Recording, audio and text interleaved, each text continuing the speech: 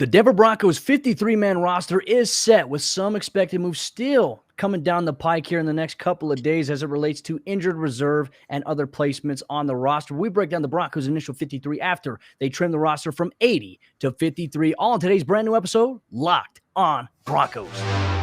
You are Locked On Broncos, your daily Denver Broncos podcast.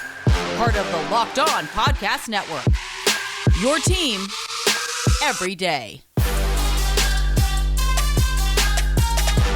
What's up, Broncos country? Welcome back into a brand new episode of Locked On Broncos, your daily Denver Broncos podcast here on the Locked On NFL Network, your team every day from the South Stands to the end zone. I'm your host, as always, Cody Rourke, joined alongside our co-host, Sarah Bettinger. Both of us covered the Denver Broncos for the Locked On NFL Network and 9 News. But Sarah, look, we are here. The roster is official, at least for now, because the Broncos, they made the roster cuts from 80 all the way to 53, some surprises, some trades. We'll break it all down on today's episode of the show, man. But look, we're here. The regular season roster, for the most part, is set. We're here, Cody. It's time. It's time to start getting to the real games. And then the guys that are going to, get the job done, we got most of them on the team right now. So really exciting stuff. Some cool stories, obviously, from this year's roster, as there are every year. Anytime there's 53 guys making a team, there's bound to be a couple of cool stories and some big surprises, like you alluded to, and we'll get to that as the show goes along. But definitely one of the more fun times of the year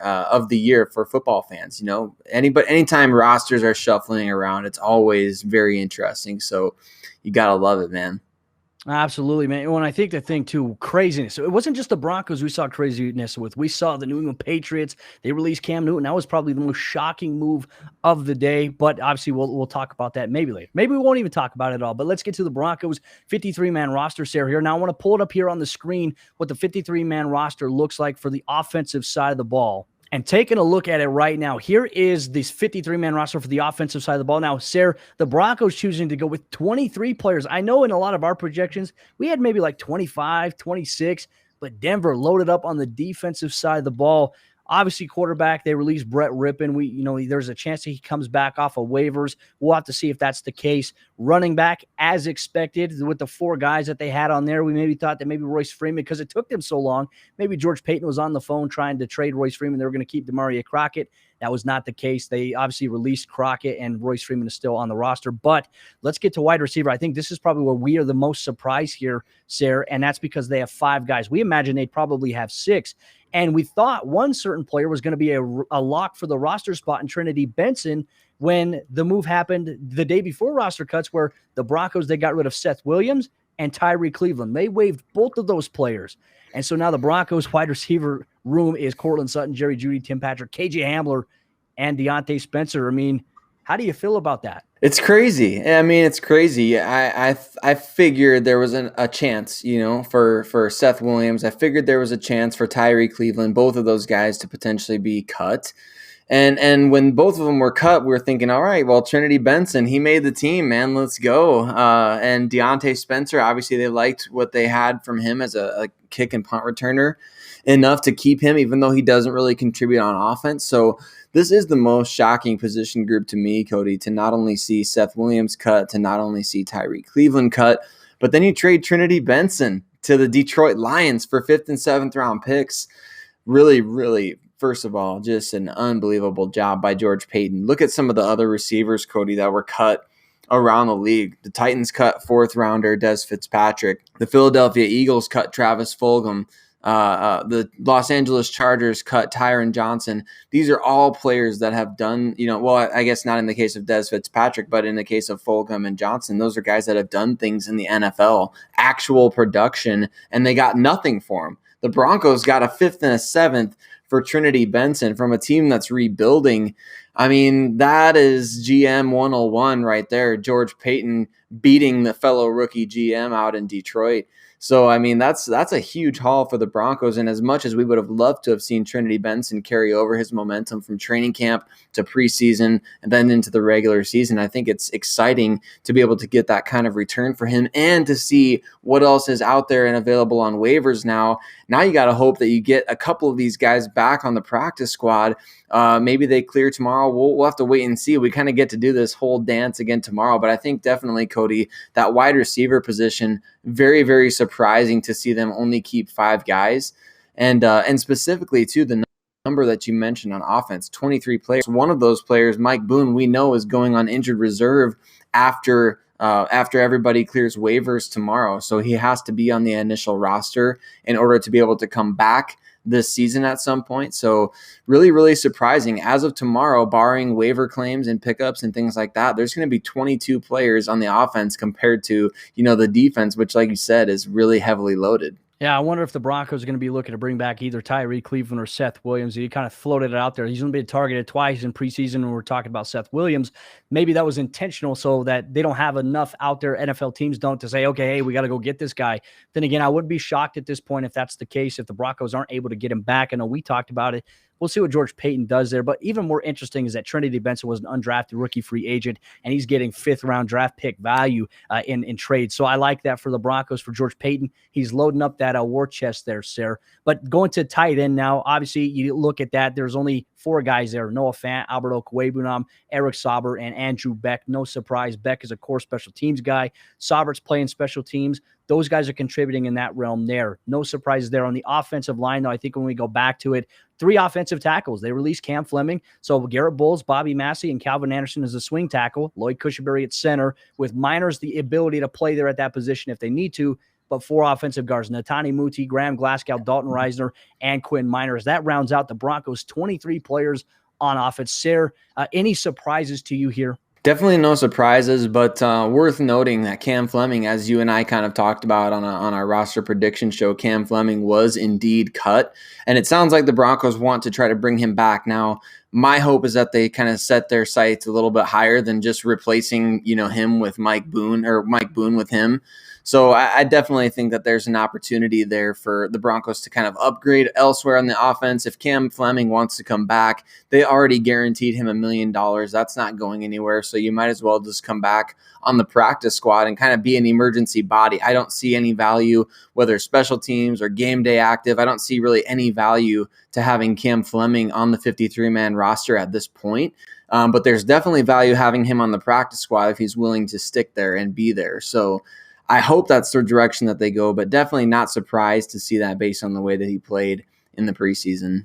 Well, Broncos country, the offense is finalized for now. I'm going to put an asterisk because there's still going to be several roster moves, corresponding transactions. If, in fact, Mike Boone goes on IR, if that's the case, or Michael Ojemudia goes on IR to start the season after waivers are initially clear. We'll get in a little bit of that coming up here in just a moment. But Broncos country, let me tell you about betonline.ag, the sponsor of today's episode of the show. And it's that time of the year again, and all eyes are turning to football as teams are back on the gridiron for the start of football season. The regular season begins this week. And as always, BetOnline is your number one spot for all the pro and college football action this season. You get all the updated odds, props, and contests, including the $500,000 NFL Mega Contest and the world's largest $200,000 NFL Survivor Contest, open now at BetOnline. Head to the website or use your mobile device to sign up today to receive your 100% welcome bonus and take advantage of their opening day promo, where you can make a bet on the Thursday night opener against the Dallas Cowboys and the Tampa Bay Buccaneers. And if you lose, you could be refunded on your wager up to $25 when you use promo code NFL100. BetOnline is the fastest and easiest way to bet on all of your sports action. BetOnline, your online sportsbook experts. All right, Sarah, continuing on with our 53-man roster. The roster cuts were finalized, some brutal cuts. Some guys we maybe expected to make the roster didn't, and that's okay because that's the nature of the game. But at the end of the day, the Broncos roster, for the most part, is set. I want to shift our focus now, Sarah, here to the defensive side of the ball. We mentioned on the offensive side, they kept 23 total players. Well, on the defensive side, they kept 28. So let's pull it up here on the screen. And as you can see at safety, they kept 5 safeties here, Sarah. The guys that we all expected. We expected Justin Simmons, Kareem Jackson, Jamar Johnson, P.J. Locke, and Caden Stearns. I know that Jamar Johnson was kind of that guy on the outside looking in initially, but with the Broncos' release of Trey Marshall, who they hope to get on the practice squad, this is obviously something that made sense. Cornerback, a little bit of an interesting one, considering that we thought maybe the cornerback 6 guy would have been it, maybe like Savion Smith or Nate Hairston, but it simply wasn't the case. That'll be Kerry Vincent Jr., the Broncos' 7th-round draft pick out of LSU, but it lines out Michael Ojemudia, Kyle Fuller, Bryce Callahan, Ronald Darby, Patrick Surtain, and that is your Broncos secondary. Looking at that right now, I see a lot of positivity and some guys that can contribute both on defense and special teams. And I like that. I like that group. With the offense, I don't see it quite as much. But Cody, like we talked about in a previous episode, I really was hoping that George Paton and Vic Fangio would keep one eye on the future as they constructed this roster. And you can really see that philosophy coming into play defensively. We can talk about Savion Smith versus Nate Hairston as being kind of that cornerback 6 competition. And I think we could see one of those guys come back after Michael Ojemudia goes on injured reserve. We'll kind of have to wait and see there. But for the time being, the Broncos have prioritized Kerry Vincent Jr., who made plays in all 3 of the preseason games, did a good job in that regard, just kind of making his case for a roster spot and doing what he does. We know he's going to project best as a nickel at the NFL level, so maybe that bodes better for Savion Smith to come back at some point, or maybe they'll look at some other guys that were released. We don't know at this point, so we'll have to wait and see. Mike Kliss just tweeted out that Nate Hairston may also be back in a similar fashion as Cam Fleming and Shamar Stephen, who the Broncos do hope to bring back on the practice squad. And Sarah, I don't think a lot of Broncos fans know this, but this year on the practice squad, yes, there's 16 spots, but 6 of those spots can go to vested veteran players. So obviously I think that's where Shamar Stephen kind of fits into the mold there, and Cam Fleming. So maybe Nate Hairston, the Broncos do see a lot in him. I know they want to bring back Mac McCain, Curtis Robinson they want to bring back, but some of these guys have to clear waivers. So I think that's a great point that you make there in terms of the secondary. But I wanted to talk about probably the bigger surprise on defense. We thought there was going to be 4 outside linebackers and 4 inside backers, but there's 5 each. 5 outside guys, and the Broncos trend or streak of finding an undrafted rookie free agent continues with Andre Mintz making the active roster. Let's talk about that, because Von Miller, Bradley Chubb, Jonathan Cooper, Malik Reed, and now Andre Mintz, outside backer. I really like this. I really, really like this group, Cody. I like it a lot. I think that if you were going to keep everybody and then add some guys, I think they did a great job of that. We knew going into this whole thing that if they were going to do anything at inside linebacker, obviously they were going to have to sacrifice elsewhere on the roster, which we're seeing the ramifications of that on offense. But they wanted to keep Alexander Johnson, obviously, at least for the time being, and I get that. And so I think that bringing in Jonas Griffith from the 49ers is going to give you a nice upgrade. And then off the edge, man, you've now got legitimately 3 guys that you can get good looks at for the future, with Von Miller in a contract year. And Bradley Chubb coming off injury. I think that you definitely have some interesting options with Malik Reed, Jonathan Cooper having the best preseason, I think, of any Broncos rookie. And then I would say, Andre Mintz also had a huge preseason, had a great week of practice against the Vikings, made some plays, did his thing, had a concussion that kept him out of the second preseason game. But man, we got a chance to see why they so highly prioritized him in the process after the draft. And I think what was cool for me was I watched, I was looking for some deep cuts during, the time during the offseason where there's not a lot of content to be watched or to be read or anything like that. And I was watching Andre Mintz. He has his own vlog, and he was talking about how he chose the Broncos based on the fact that, what Shaquille Barrett just did for the Tampa Bay Buccaneers, not only winning the Super Bowl, but getting a huge contract as well. He chose the Broncos based on Shaquille Barrett's success, as well as the rest of the undrafted success in the history of the Broncos. And look, now here he is. He gets to carry that torch. That's one of the coolest stories to me among this 53-man roster, Cody, is Andre Mintz finding a way to scratch and claw at a position where 3 guys are guaranteed to make the roster.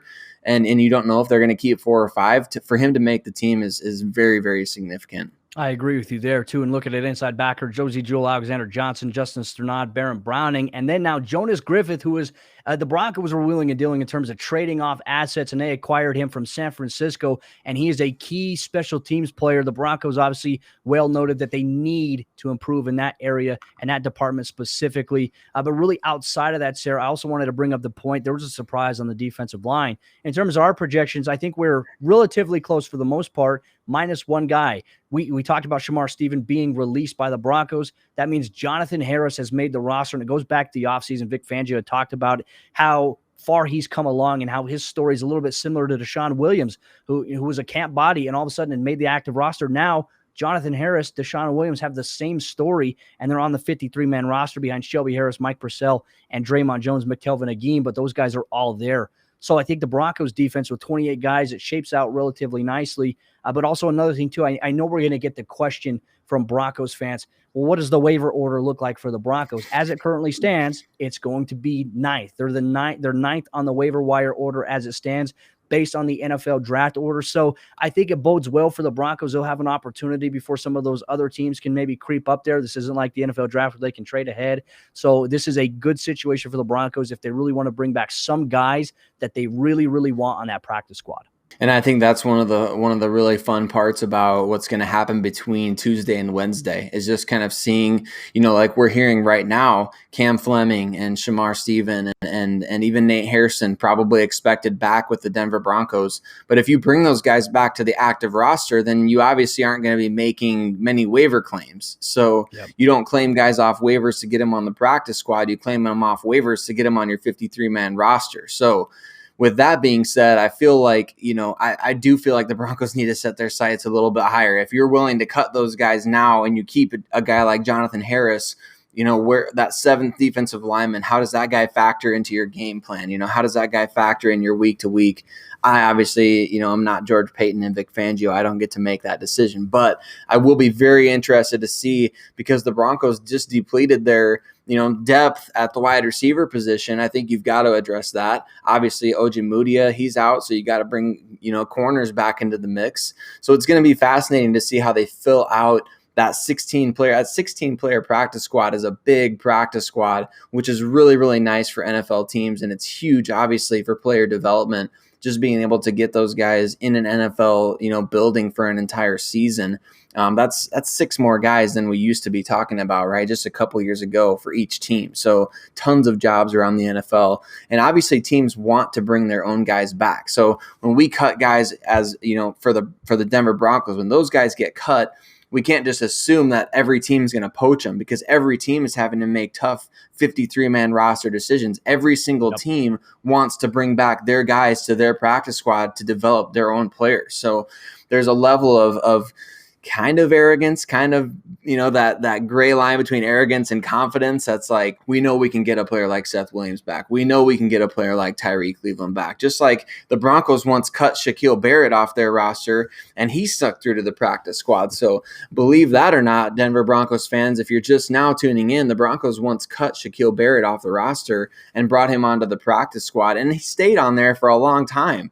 So I think that's just kind of the nature of how things work in the NFL. Everybody wants to keep their own guys, but at the same time, you've got to make some tough decisions here going forward. And I think that the Broncos have some interesting ones to make with some big names hitting the waiver wire and getting released as veterans as well. Yeah, no, I agree with you there. And we'll actually talk about which players we would like to bring back on the practice squad. If we were general manager George Payton, we'll also talk about some of the expectations coming up here in just a moment, Broncos country. But before we do that, let me tell you about the 2 sponsors of today's episode of the show, our friends over there, DirecTV Stream and Built Bar. DirecTV Stream, it gives you access to anything and everything when it comes to your favorite on-demand favorites, live television, sports, movies, whatever it may be, whether it's you or the wife or the kids. If you have your widespread shows, you can now get all that in one place without the annual contract. Well, I want to tell you about a simple way you can get all that stuff, all the entertainment in one place, and that is DirecTV Stream. And it brings you live TV and on-demand favorites together like never before, so you can watch your favorite sports, movies, and shows all in one place. That means no more juggling remotes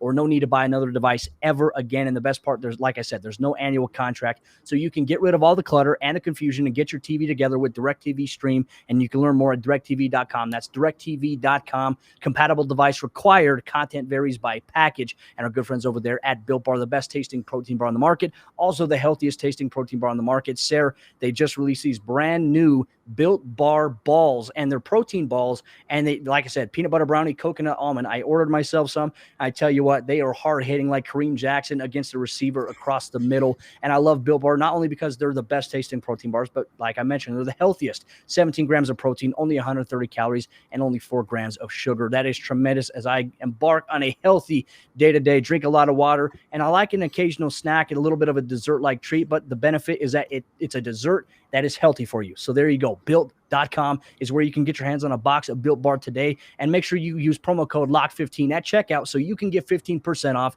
your next order. Once again, promo code LOCK15 is going to get you 15% off your next order at Built.com. All right, sir. Let's get into the fourth quarter action of today's episode. Locked On Broncos, free and available everywhere on your favorite audio podcasting platform and a video format here on YouTube. So Broncos country, if you love Locked On Broncos, if you love the analysis that both Sarah and I bring, hit the thumbs up on the button on YouTube. Make sure you click on subscribe, turn on notifications so you never miss out on a day of coverage of the team that you root for on Sundays. But Sarah, if you were general manager George Payton at this point in time, now there's a lot of decisions you have to make, and I think ultimately for the betterment of the team. And I think a lot of these moves too, when we think about it, we don't necessarily have all the information when it comes to, is this guy a better long-term fit for us or is he a short-term fit? And I look at maybe some of these decisions that the team has made, and I have to wonder that there is a little bit of this impact on short-term impact for the Broncos when you look at them having 28 defensive players, when we know that the defense has never really been the issue for the Broncos. It's been the offensive side of the ball. That's where their struggles have been in the last 5 to 6 years. What kind of message does this send in your opinion? I think it's really interesting, Cody. I think that you know the moves that they made that really indicate to me what you're talking about, that they're going for the short term, is the fact that they didn't trade Tim Patrick, they didn't trade Bryce Callahan, they didn't trade Alexander Johnson. They kept all these guys who are good football players. You know, it's tough if you're a head coach that's kind of on the hot seat to justify, you know, agreeing to, you know, we're going to trade a really good football player with an eye on the future. So I think they did kind of a good job of that defensively. Now, offensively, I'm not entirely certain. You know, you've got 2 guys at quarterback. Only one of those guys can play. You have to have depth at that position, though, so I get that. But I think at wide receiver, it just kind of rubs me a little wrong that they didn't keep either Cleveland or Seth Williams. I think subjecting those guys to waivers kind of derails a little bit of your long-term plan with a guy like Tim Patrick. I'm okay with trading away Trinity Benson because you got some real assets in return for him, but I think you can't deplete your depth completely. You know, you kept now Royce Freeman, which is fine, but maybe at one point you could have got something for him, and we know that running backs kind of come available, you know, just left and right. So not that Royce Freeman doesn't deserve a spot, because he did play pretty well given all the circumstances he was going through. But that's kind of where I'm at with it, Cody. I feel like they definitely shortchanged the offense a little bit, and especially with these rumors that they're trying to bring Cam Fleming and Shamar Stephen back, I can't help but think that they're going to continue, you know, to keep the 5 receivers that they've got. They, like I said, they kind of depleted that depth. And so it's not my favorite thing in the world. It's not necessarily what I would do, but wide receiver is kind of my favorite position and my favorite place to watch players play. So I may be a little biased in that regard, but I'm interested to know what you think, if you feel the same way as me, because I feel like the offense did get a little shortchanged in this roster. No, I do feel the same way, and I'll go to your point here at wide receiver. When you look at the roster there, Deontay Spencer, I mean, he was working a little bit in training camp with the offense, but the reality is, can guys like Seth Williams or Tyree Cleveland offer more in that regard? Or even Trinity Benson? I mean, I felt that Trinity Benson could offer that value as both a receiver and also a return guy. Obviously, he's traded to the Detroit Lions. But what surprises me is that, yes, you have Cortland Sutton coming off of an ACL. He looks good in the first game action we saw. Jerry Jeudy, year 2. Tim Patrick, a big year for him. And then you have KJ Hamler, who's looked good in the preseason, but you always have that looming question about his health. Can he stay healthy with the soft tissue injuries? You have Deontay Spencer there. Is that I don't feel so confident in that wide receiver room right now, just for some of those things. What if, right? And I think I hate throwing this out there, but we have to.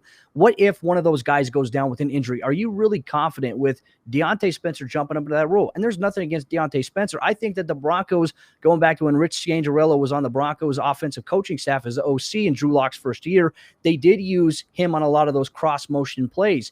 I just don't think that he adds the same dynamic necessarily as maybe a guy like Trinity Benson would have, or maybe even Seth Williams, who, look, we haven't seen too much of him yet, and I think that was by design. So I do think that while the Broncos are looking to bring back these other guys to the practice squad, I think that we will see a situation where maybe Seth Williams or Tyree Cleveland comes back and they are elevated to the active roster. I do not feel comfortable going into this season with just 5 wide receivers on the roster. And the only thing I can think of, you have 5 wide receivers and 4 tight ends.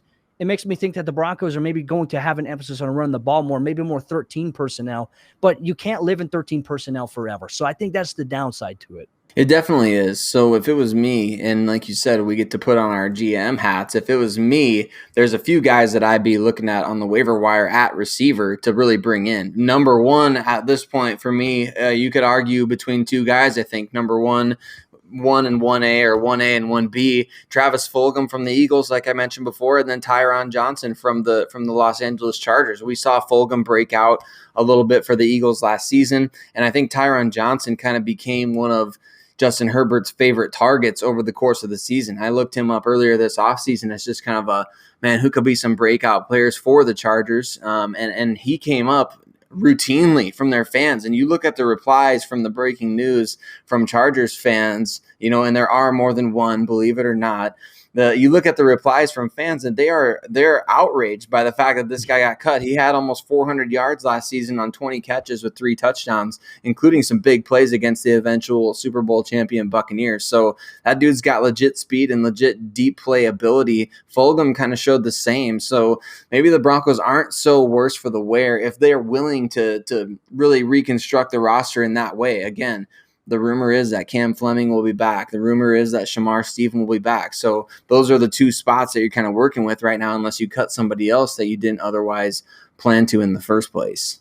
Well, some interesting news just came through, obviously, as George Paton met with the media while we're recording this. He did say, in terms of the wide receivers, we have 5, and we'll have at least 3 more. So, okay, my pressure, my stress is a little alleviated here. If I'm a Broncos fan, in terms of looking at this offense, it has such high expectations, so much pressure on them this season. You need the skill guys to do it. So maybe those guys that we talked about, Tyree Cleveland, maybe he comes back, Seth Williams, or maybe one of these guys that you mentioned like Travis Fulgham. What an intriguing option that would be, because he does have this explosive nature to him. I could see those 2 guys and maybe Fulgham coming onto the mix, but interesting enough. But Broncos country, hey, look, the Broncos 53-man roster for the most part is set. There's going to be a couple changes here in the next 24 to 48 hours. But Sarah and I, we're going to have you covered all week long, all season long, all things Denver Broncos coverage here on the Locked On Broncos podcast. So if you're just now watching us, you're a first-time listener on your favorite podcasting provider, or if you're a first-time watcher on YouTube, make sure you hit that follow or that subscribe button so you never miss out on a day of Denver Broncos news, content, and coverage courtesy of Sarah